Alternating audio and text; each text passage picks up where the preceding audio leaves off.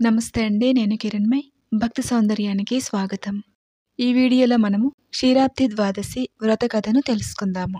కార్తీక మాసంలో పౌర్ణమి ముందు వచ్చే ద్వాదశిని క్షీరాబ్ది ద్వాదశి అంటారు.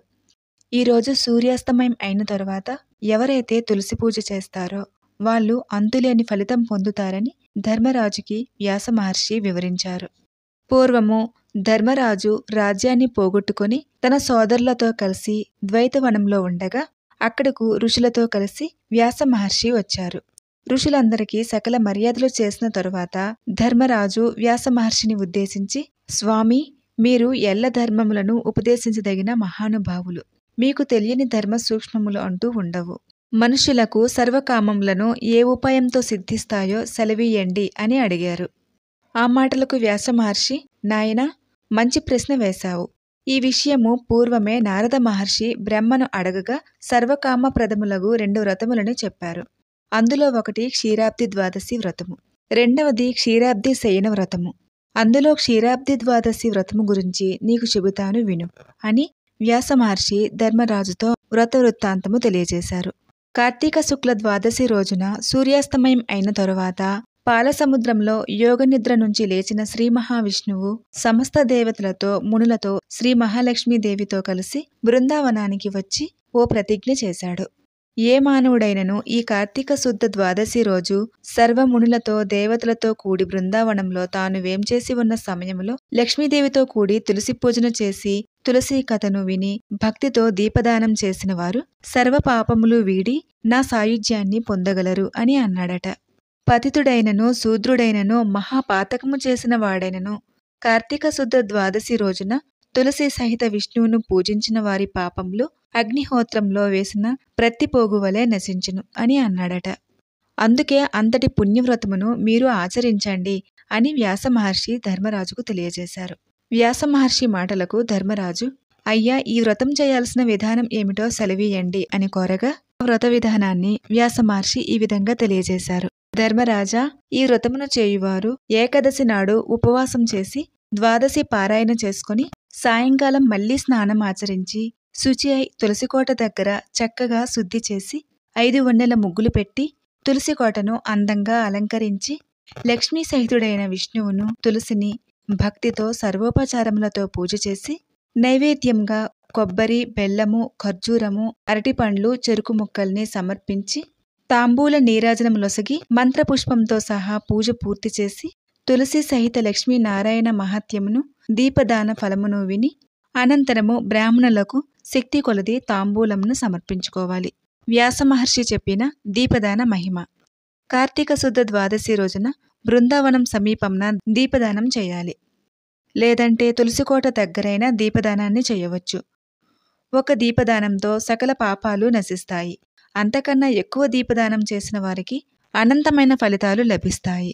భక్తితో ఒక ఒత్తితో దీపాన్ని పెట్టి దానం చేసినట్లయితే సమస్త పాపములు పోయి వాళ్ళు బుద్ధిశాలి అవుతారు. 4 ఒత్తులతో దీపం పెట్టి దానం చేసిన వాళ్ళు రాజు అవుతారు. 10 ఒత్తులతో దీపం వెలిగించి దానం చేసిన వాళ్ళు చక్రవర్తి అవుతారు. 50 ఒత్తులతో దీపం వెలిగించి దానం చేసినట్లయితే దేవతలలో ఒకరవుతారు. 100 ఒత్తులతో దీపాన్ని వెలిగించి దానం చేసినట్లయితే వాళ్ళు విష్ణు సాన్నిధ్యాన్ని పొందుతారు. 1000 ఒత్తులతో దీపం వెలిగించి దానం చేసినట్లయితే ఇంద్రుడితో సమానమైన వాళ్ళు అవుతారు.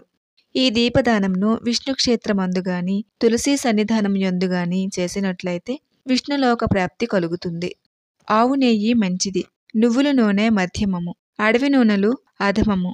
ఆవు నెయ్యితో దీపం వెలిగించి దానం చేసినట్లయితే జ్ఞానలాభములు మోక్షప్రాప్తియును లభించును.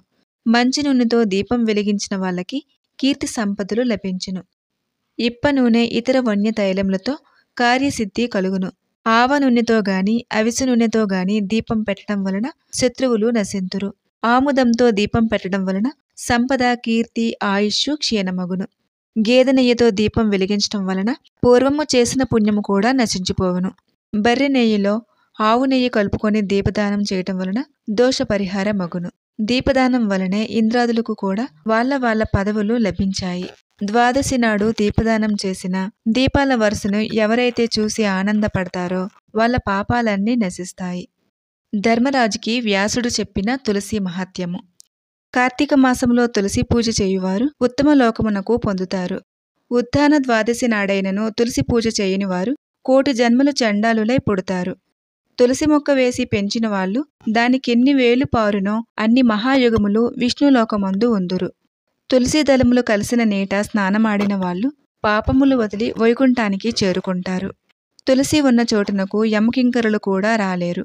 పూర్వము కాశ్మీర దేశవాసులకు అరిమేధ సుమేధులు అనే 2 బ్రాహ్మణులు తీర్థయాత్ర చేస్తూ ఒకచోట తులసి తోటను చూశారట. చూసిన వెంటనే సుమేధుడు భక్తితో తులసి కోట చుట్టూ ప్రదక్షిణలు నమస్కారాలు చేశాడు. అది చూసిన హరిమేధుడు అదేమిటని సుమేధుడిని అడగగా అప్పుడు సుమేధుడు తులసి కథ చెప్పడం ప్రారంభించాడు. పూర్వము దేవాసురులు క్షీరసాగర మథనం చేసినప్పుడు ఆ క్షీరసాగర మథనంలో నుంచి ఐరావతము, కల్పవృక్షము సహా ఎన్నో ఉత్తమ వస్తువులు పుట్టాయట. ఆ తరువాత లక్ష్మీదేవి అమృత కలశం ఉద్భవించింది. ఇలా పుట్టిన తులసిని శ్రీ మహాలక్ష్మితో పాటు విష్ణువు వివాహం చేసుకున్నాడు. అందుకే తులసికి నమస్కరించాను అని సుమేధుడు చెప్పాడు. ఈ కథ మొత్తము పూర్తయిన వెంటనే వాళ్ళు కూర్చున్న మర్రి చెట్టు మధ్యలోకి విరిగి అందులో నుంచి 2 పురుషులు బయటకు వచ్చి తాము దేవలోకానికి చెందిన వాళ్ళమంటూ అప్సరసలతో మైమరిచి ఉన్న సమయంలో మాకు తెలియకుండానే రామస మహామునికి తపోభంగము చేశాము. ఆ శాపం ఫలితంగా బ్రహ్మరాక్షసులుగా ఈ చెట్టు త్వరలో ఉన్నాము. ఇప్పుడు మీరు చెప్పిన తులసి కథ విని శాప విమోచనాన్ని పొందామంటూ మీకు తీర్థయాత్ర ఫలం సిద్ధించిందని చెప్పి వాళ్ళు తిరిగి దేవలోకానికి వెళ్ళిపోయారు. అనంతరము బ్రాహ్మణులిద్దరూ నారాయణుణ్ణి ప్రార్థిస్తూ ఇంటికి చేరుకున్నారు. ఈ కథను ఎవరు విన్ననో వాళ్ళ సర్వ పాపములు వదిలి ఉత్తమగతిని పొందుతారని వ్యాసుడు ధర్మరాజుకు వివరించాడు. ఇది బ్రహ్మదేవుడు నారద మహర్షికి చెప్పినట్లుగా వ్యాస మహర్షి ధర్మరాజుకు వివరించిన క్షీరాబ్ది ద్వాదశి వ్రతకథ. ఈ వీడియో కనుక మీకు నచ్చినట్లయితే ఈ వీడియోని లైక్ చేసి నలుగురికి షేర్ చేసి మరిన్ని వీడియోల కోసము ఈ ఛానల్ని సబ్స్క్రైబ్ చేసుకుని బెల్ సింబల్ని ప్రెస్ చేసి ఈ ఛానల్ని ప్రోత్సహించండి. నమస్కారము.